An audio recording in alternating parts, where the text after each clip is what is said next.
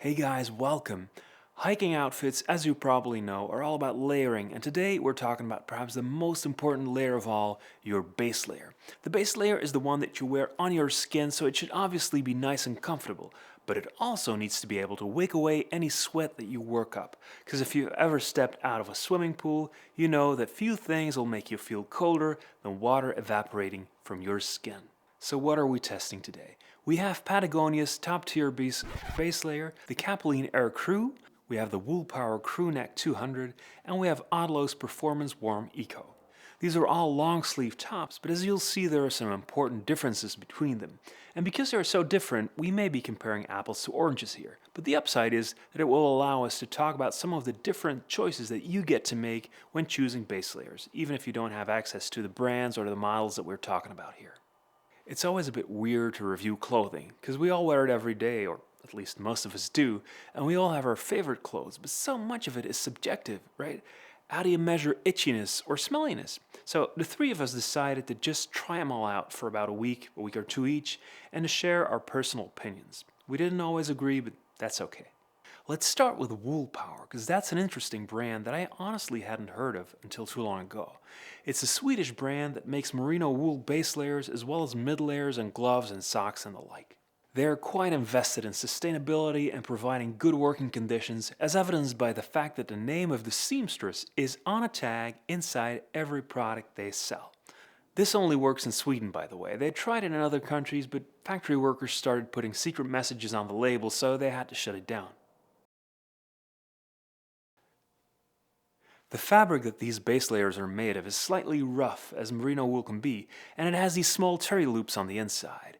It's a kind of a circular knitting technique that lets the base layer trap a lot of air and provides a lot of warmth. It also makes it quite soft and nice to wear without too much of the itchiness that you sometimes get with merino wool. It's very comfortable, but depending on the kinds of base layers that you're used to, it may feel a bit on the thick side. You can pretty much tell that it was designed for old school Scandinavian winters.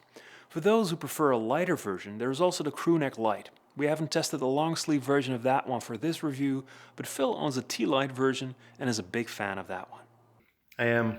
The Woolpower 200 retails for €90. The blend is 60% merino, the rest is mostly polyester and polyamide.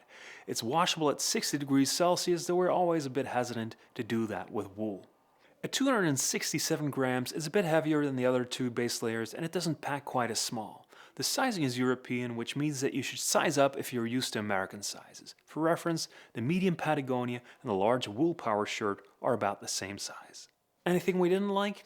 Well, this is underwear, and it kind of looks the part.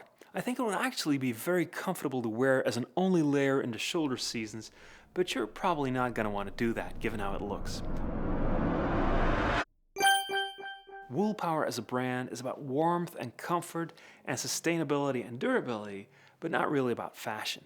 What else? Well, one thing that I didn't quite get is why they chose to place the tags in the right shoulder instead of in one of the usual spots. I had to cut them out because they were starting to chafe a little. Nothing major, obviously, just a bit of a weird design choice. We haven't really had these long enough to assess long-term durability, but based on our first impressions and what we're reading online, we're expecting these to last a fairly long time. It will pile up, inevitably, and you can see that in fact it already has because we've been wearing it quite intensively for this review and we've washed it a couple of times, but that's just a fact of life with wool and it won't really impact performance. Time for a quick test. How long do these layers take to dry? Now this might not be something that you've ever considered when buying clothes, but specifically for hiking, using quick drying fabrics is important for a couple of reasons. Because you might get wet from rain or sweat or, well, just bad luck in general. One reason to use quick drying fabrics is obviously that wet clothes are just plain uncomfortable to wear and bad at keeping you warm. But they're also quite heavy, and especially if you're doing long distances, wet fabrics can chafe more easily and give you blisters and other issues. So what are we expecting from this test? Well, in theory, polyester should dry quicker than merino. But these are all blends and they vary in thickness, so we'll just have to see. Many hours later, we ended with these results. And this graph tells you two things. One is that I spent way too much time on this, and the other is while there is a difference, it's not huge. You can tell that when you soak them, the Odlo holds the most water compared to its weight, but it sheds it more quickly than the Woolpower. The Patagonia holds the least amount of water and is the quickest of the bunch to dry. It's a nice bonus, but I think the differences are pretty minor. In retrospect, I wish I had included a cotton shirt in this test, because that might have given us a nice reminder of why it said that cotton kills. Okay, on to the Odlo. Odlo is a European market leader in sports base layers, especially in skiing and skating, usually a bit more technical in terms of both fabrics and style. They do have a line of merino blends, but most of it is polyester, or in the case of the shirt that we're testing here, a mix of mostly polyamide and polyester. 89% of the fabrics in this base layer are recycled, which I think is an awesome trend. Wool is of course a more natural product, but if you look at the way that these recycled synthetics can be woven into this quite complex fabric, completely seamless, and with the structure and the thickness shifting from bottom to top, that is kind of amazing if you think about it, to be able to upcycle old plastic bottles and stuff into something like this. So this is a technical base layer in more than one sense, and it feels different to wear than the Woolpower and the Patagonia. For one, it is much more stretchy and form-fitting. It really clings to the skin, and this is a size large, and while I was wearing it, it struck me that Under Armour, which is a competitor of Odlo, really has a great brand name, because that's what this feels like. It feels like it's gonna protect you and keep you warm and comfortable no matter what. It doesn't constrain your movement, it's never in your way, but you don't forget that you're wearing it. You can feel the stretching. I can understand why these are very popular for skiing, and I do like them for cold weather hiking as well. They're definitely not a bad choice, but I find myself mostly reaching for them when going cycling or running in very cold weather. High exertion and low temperatures, that is where they shine. What else did we like? This shirt retails for 90 euros, but Odlo, in my experience, is a brand that's easy to find at a discount almost year-round. You should be able to find these at or below 75 euros. Woolpower and Patagonia are much harder to find below Main Street retail price, so that's a definite plus for the Odlo. I remember looking at Odlo stuff in the past and deciding against buying it because I didn't really like the styling. For some reason they have a lot of designs that rub me the wrong way. I don't know why, and this is obviously very, very subjective. But this series to me is better looking than a lot of the others, just nice and understated, no garish patterns or weird colors. And they also recently launched a retro-inspired series that I quite like. Though to be fair, I'm probably not the guy that you should be taking fashion advice from. This smell. Like I said, this is a kind of a tricky thing to review. The one thing that all three of us agreed on was that the Odlo was the one that gave us the most odor issues. Odlo markets these as having natural zero-scent technology, and that may work to a certain degree.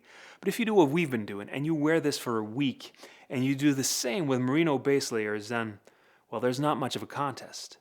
This is something that you wear once or maybe a couple of times depending on the activity, but you're probably not going to want to be in the same car as someone who's just done a sweaty 4-day hike in this shirt. For most regular use cases though, probably not an issue. Also, I was expecting some kind of sticky feeling after heavy workouts, and I'm happy to say that it does a great job at wicking away the sweat. No issue whatsoever. As far as the Patagonia and the Woolpower are concerned, smell-wise, we didn't really have a clear winner.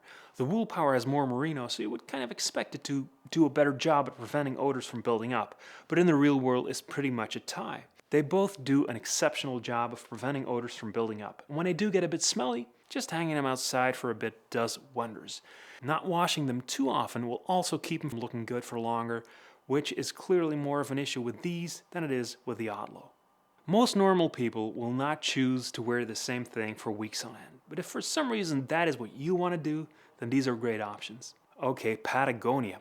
While the Woolpower is obviously mostly merino and the Odlo is made from synthetic fibers, the Patagonia Capilene Air Crew is a little in between, in the sense that it's 50-50% blend of merino and recycled polyester. This is Patagonia's most advanced and most expensive base layer. It has what they call a seamless 3D construction, and it comes in at a whopping 120 euros. This is underwear and it costs more than 95% of my clothes, jackets included. Nevertheless, I've been wanting to test it out for a while because it gets a lot of rave reviews online, and honestly, I can see why. We all gave the Patagonia the highest marks for comfort because this thing is just extremely comfortable to wear. It's like wearing nothing. Very warm and soft, no itching whatsoever. It feels very airy and breathable. Wind blows right through it, so you will need to take some kind of wind shell with you if you take it out into cold wind. Sizing's pretty generous. This is a size medium, and as always with base layers, it's best not to size them too large since they have to be close to your skin to keep you warm most effectively. One thing we really appreciated about the Capilene Air is the versatility. The Woolpower and the Odlo are great base layers, but if you wear them in daily life, there are going to be situations where you have to rush to get somewhere. You arrive a little sweaty, and depending on the base layer that you're wearing, stripping down might be a bit weird.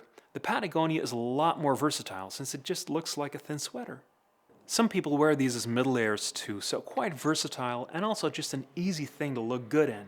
To look good in the Odlo, you really need a six-pack. This one is luckily more forgiving.